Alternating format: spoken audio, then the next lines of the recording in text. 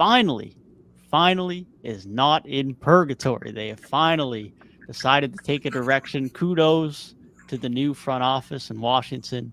Bradley Beal is gone. Kristaps Porzingis is gone.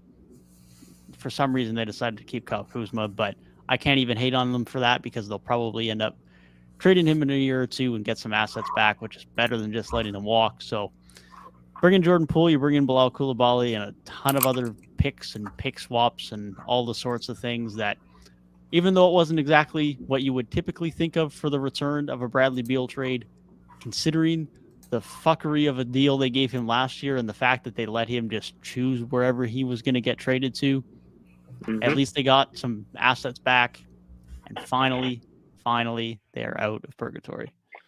You know, I just looked at the new GM's name a few days ago, and I already forgot it. But given that this was what he walked into, this is a hell of an offseason, man. Hell of an offseason. Like you said, first off, we were talking like around the deadline when they didn't trade Kuzma. We were like, damn, they messed up because they're about to lose him for nothing. The fact that you get him back, if he's a long-term piece or not, you could move off of him in, like you said, a year or two and get some value back. And that can help bolster the rebuild.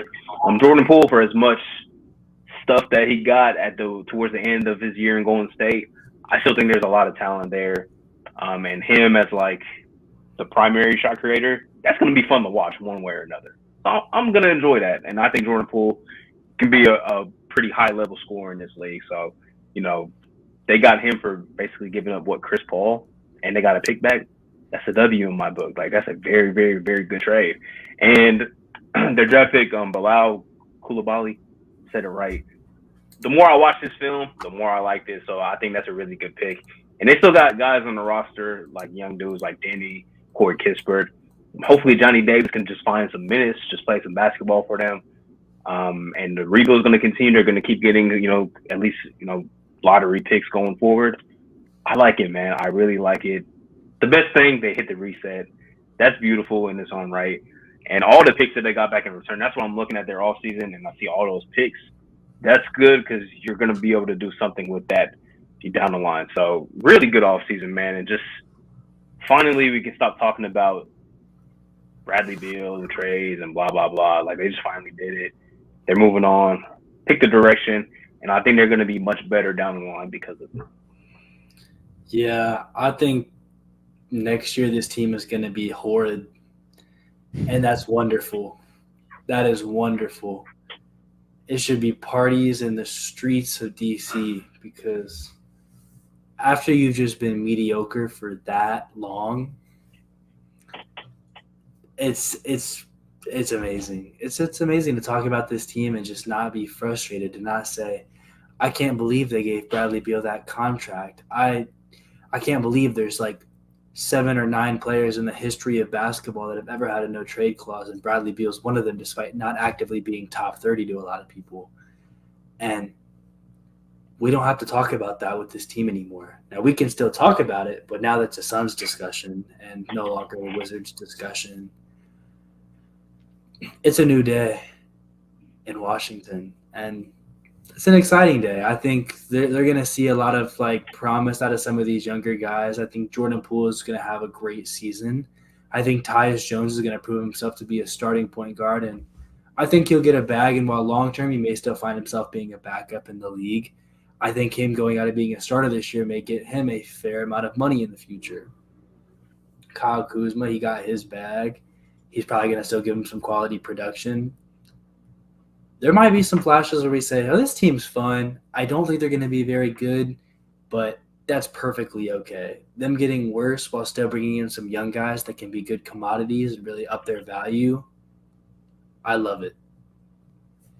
Yeah, like you guys said, it's just the fact that finally they've turned the corner. They're in their new era. They're probably the worst team in the East next year, at least in my eyes, but that's perfectly fine.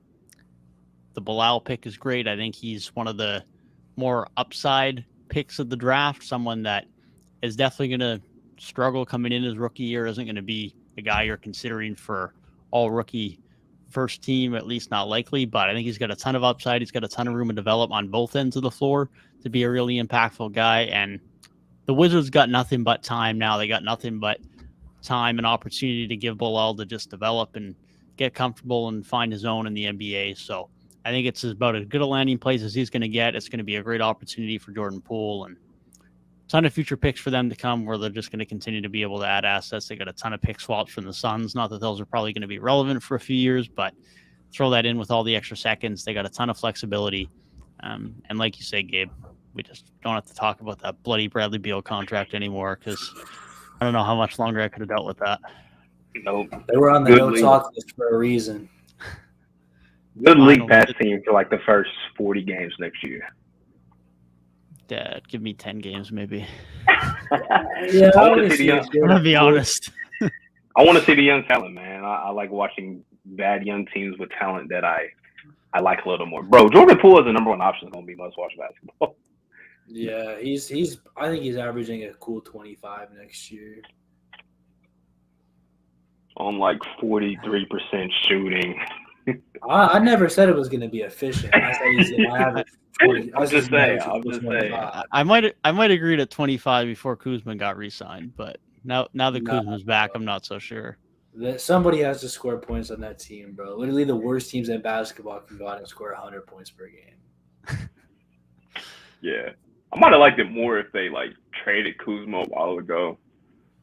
So like they could really just be like bad. But Kuzma and Poole might get them some wins. It might get them a couple wins early on. They might have to shut them down at some point. Yeah, they might, but then you remember that the third best player is Danny Avdija / Tyus Jones, and you start to think that they might not win that many. Yeah, that's some slander on Tyus Jones, bro. That's like he's a top 30 point guard in the league probably because he was the best. Like he was probably like the best backup, and he's better than any point guard on the Raptors right now. Yeah, but I mean that's a low bar. It's a low bar, really low bar. To be top 30, that means some team has to have 2 point guards better than you. But if he was one of the best backups, and there's some rosters that don't have 1 point guard better than him, so that's interesting. Yeah, I'll give him his credit, but I'm not giving too much credit to a team where he's in discussion for third best player because. Oh no! We just talked about a lot of teams that were like talking about borderline playing, and it's like third best player is like Miles Turner or Ben Mathurin. Third best player is like Wendell Carter or Markelle Fultz. Like, they're gonna be terrible. They're gonna be horrible. Like, I want to see what the over under on wins is gonna be. I'm guessing like 26.5. I don't even know if it'll be that. I'm taking that under. I'm taking the under. You never really see win totals like below like 20 these days. So I'm gonna say it's probably gonna be like 25 or 26.5. Yeah, but when we're talking about what number team was, the Pistons were the 12th team we talked about, and we had a positive outlook on them. It makes me think like if we think the East is that deep to where the Pistons are competing for a play-in spot.